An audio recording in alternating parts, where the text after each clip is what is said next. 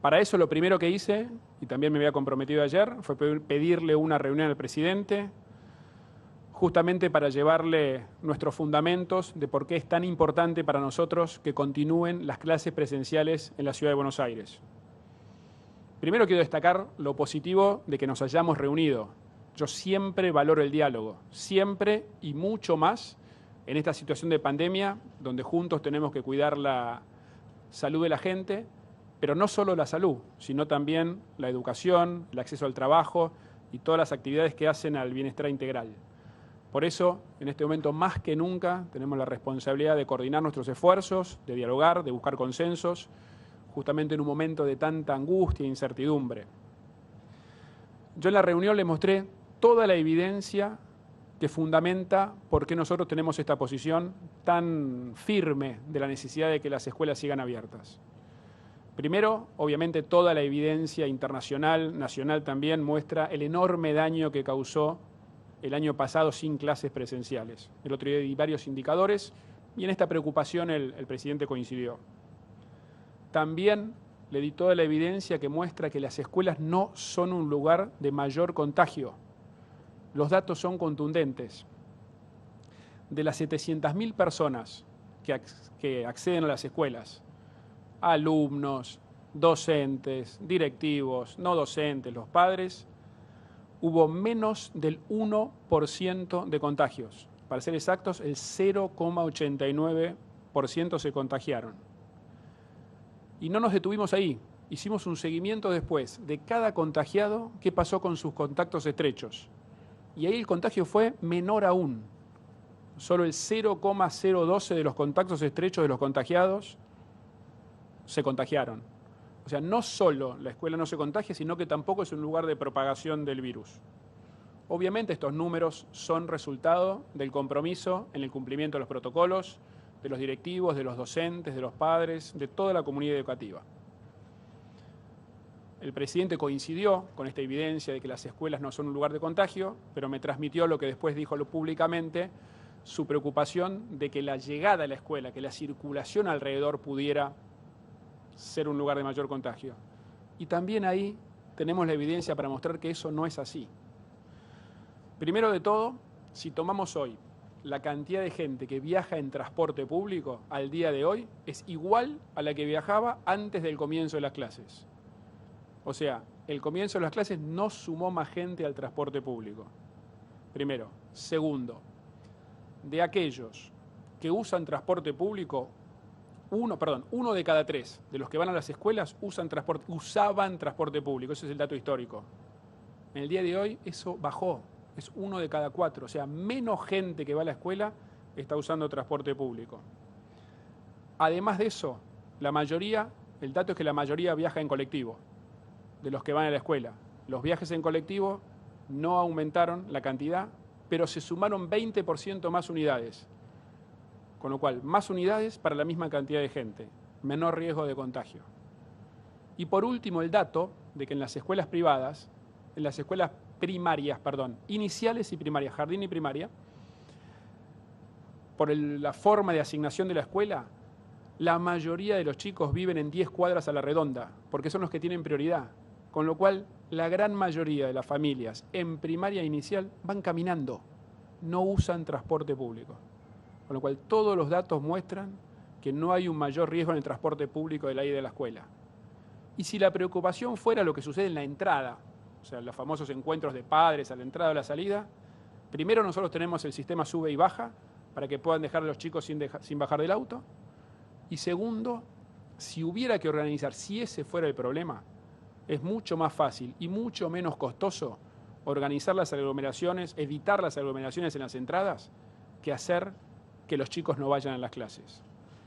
Toda esta evidencia yo se la voy a acercar al presidente y espero que ante la preocupación que él manifestó de la entrada y salida, con esto pueda rever su posición. Yo voy a hacer lo posible para que los chicos vuelvan a la clase el lunes. Y acá tenemos todos los datos que muestran que no solo no se contagian más en las escuelas, sino que tampoco genera mayor movilidad. Ahora, en esto de hacer todo lo posible, vamos por más. Yo me comprometí ayer que íbamos a hacer la presentación en la Corte Suprema y la hicimos hoy a primera hora. presentamos un recurso de inconstitucionalidad. Estamos esperando que la Corte Suprema lo trate lo antes posible con la urgencia que supone que los chicos tienen que volver a las clases el día lunes. Pero hicimos lo que nos comprometimos.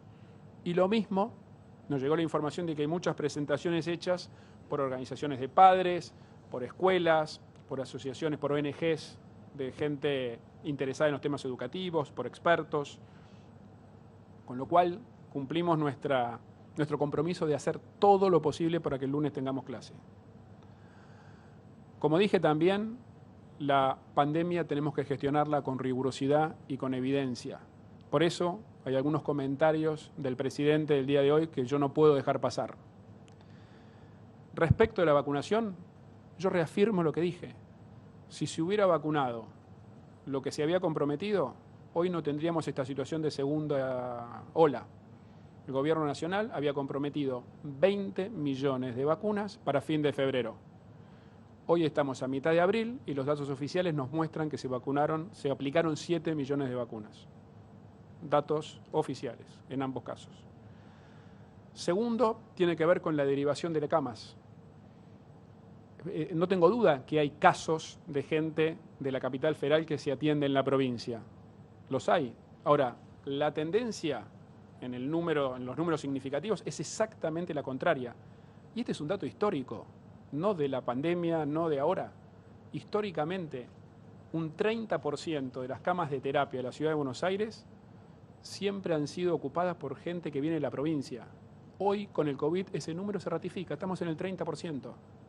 Y cuando vamos a otros niveles de atención, a las camas de piso, o por ejemplo el dato de testeo, arriba del 40% de los testeos positivos de las últimas semanas son de gente que viene de la provincia. Y para nosotros es un orgullo atenderlos. Siempre la Ciudad de Buenos Aires los recibió y los vamos a seguir atendiendo. Pero es importante que en esto demos datos precisos, porque con datos precisos se toman las decisiones correctas. Por eso insisto tanto que no tenemos duda que la decisión correcta es que los chicos sigan yendo a las clases el lunes. Vamos a hacer lo imposible para que eso así sea y toda la evidencia lo sustenta.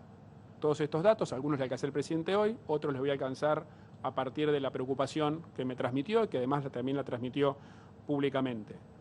Nosotros tenemos que hacer todo lo posible por cuidar la salud, pero también la educación, el trabajo y las actividades que hacen al bienestar integral de las personas. Y en eso entendemos que la educación presencial es esencial, tanto para los chicos como para la organización familiar, para que los padres, el padre y la madre sobre todo, que son quienes más se ocupan de los chicos, puedan mantener su vida laboral, puedan mantener sus actividades. Como dije, para el lunes faltan unos días, así que vamos a seguir haciendo lo imposible y siempre con la misma actitud, apelando al diálogo, apelando a la búsqueda de consensos. Y un consenso que habíamos logrado como sociedad es que en la medida que la pandemia se agrave, lo último que tenemos que cerrar son las escuelas. Y yo sostengo esa convicción. Lo último que tenemos que cerrar son las escuelas.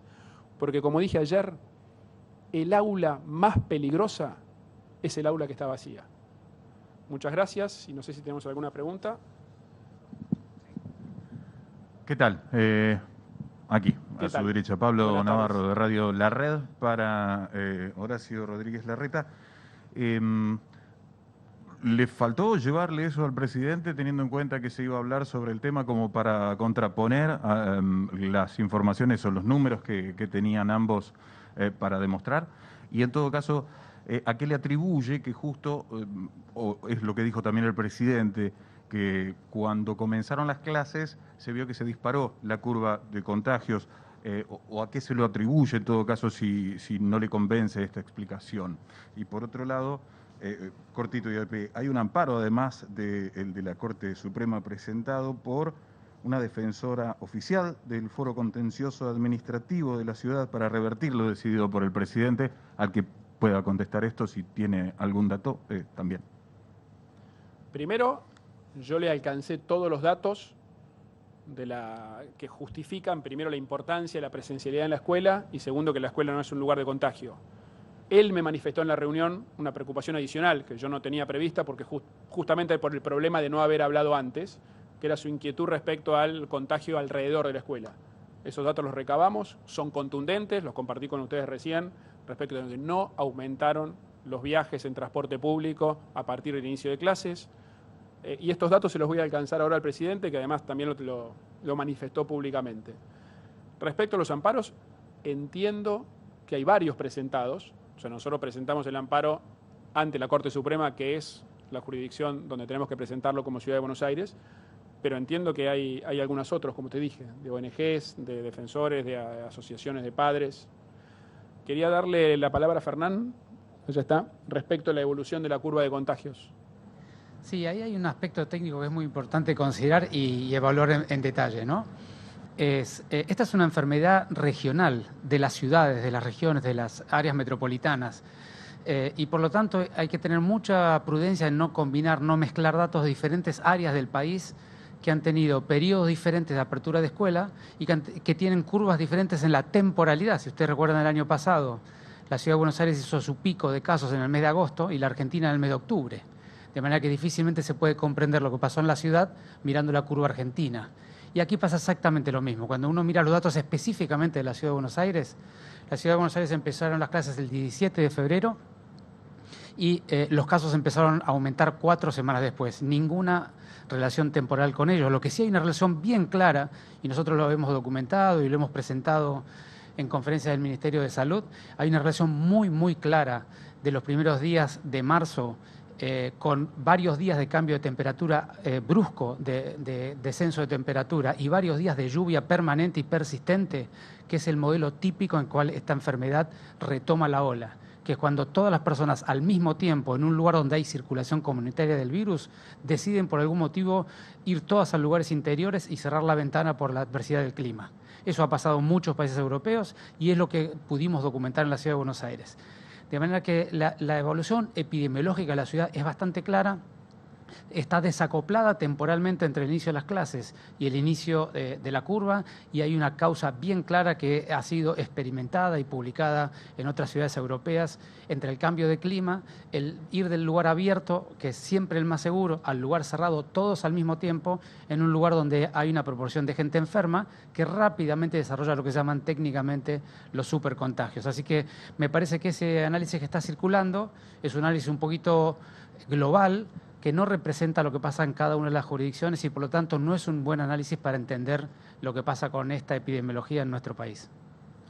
Buenas tardes. Algunas consultas para Horacio Rodríguez Larreta, Cristian García de Canal 9. La primera de ellas es qué se le dice a los padres, ¿no? Porque el día de lunes quieren llevar a sus hijos, hay una decisión del Gobierno Nacional de suspender las clases y también una postura, en este caso una presentación judicial de parte de ustedes. El lunes, si no sale un fallo favorable para el inicio de las clases, que se mantengan las clases, ¿qué van a hacer con los chicos? ¿Van o no van al colegio? ¿Qué va a pasar en las próximas horas? Y después, con respecto también a lo dicho por el gobernador de la provincia de Buenos Aires, Axel Kicillof, quien dijo que sus decisiones están influenciadas por el expresidente Mauricio Macri, que la ciudad de Buenos Aires es el epicentro de la segunda ola y que también están recibiendo derivaciones de parte de algunas entidades de salud de capital hacia provincia de Buenos Aires. Gracias.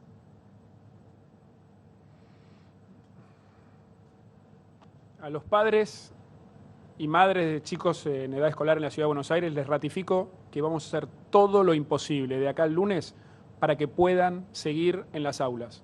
Para nosotros es esencial las clases presenciales.